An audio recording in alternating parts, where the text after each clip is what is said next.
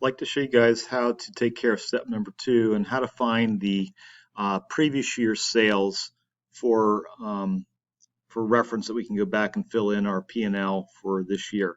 So we need to open up the EMP sales history. And again, this file is downloaded. It should be in your download folder. That's where I typically leave mine. So I'm going to open this up.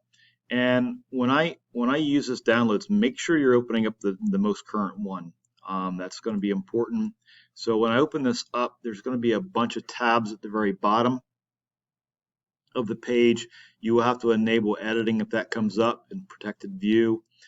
Notice down here at the very bottom, there's tabs. This is the sales history from the past couple years that we have.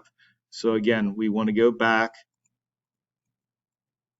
to February 2019. So again, we're doing February P&L right now for the example. We want to compare apples to apples, what we did in February 20 to February 2019. So notice here, you don't have to do any calculations like you did like on the initial page.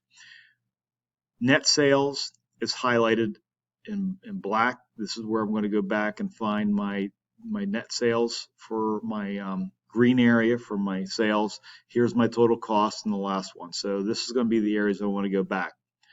So looking at my P&L, it says navigate to the 2019 worksheet. I've done that. Filter department name. So we have to go back and we have to filter again. Okay. So that's going to be important that we are filtering. So I'm going to go back into my P&L.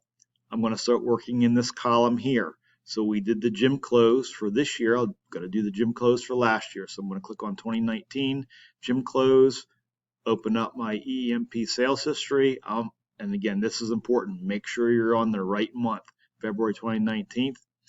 Okay, net sales, okay, will be in this column here. So here's your category. Hit your drop-down menu, deselect, select all, go to PE uniforms, click on OK. Now in this case, I've sold $30. Going back into my worksheet, type in $30 for my sales. And now because I have this filtered, I might as well take care of the cost too. So I'm going to go back into my worksheet. The total cost will be in column N.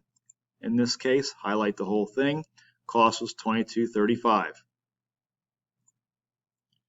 $22.35. Enter.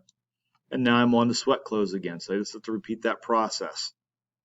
So going back to here, I've got to deselect my filter, select all, click on OK. Everything's back. Go to your category, deselect, select all, scroll down. You're looking for sweatpants and sweatshirts. Click on that. Both of those, click on OK. Highlight column J. This was my sales for sweat clothes of $398.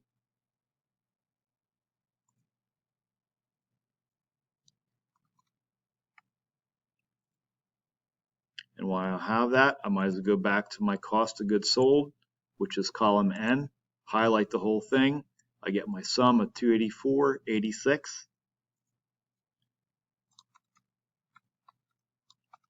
Again, when you're doing this, I suggest maybe writing them down. Errors come up when you transpose or when you take the information from the very bottom of the Excel screen back over to this page. If you get the wrong number, it's going to throw it off. How do you know you're right? Same thing as before.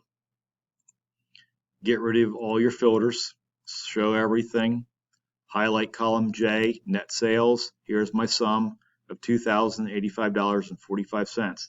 That's what show up right down here for my sales. Check my cost, column N, $1,289.54. Should be the same thing right over here. Okay.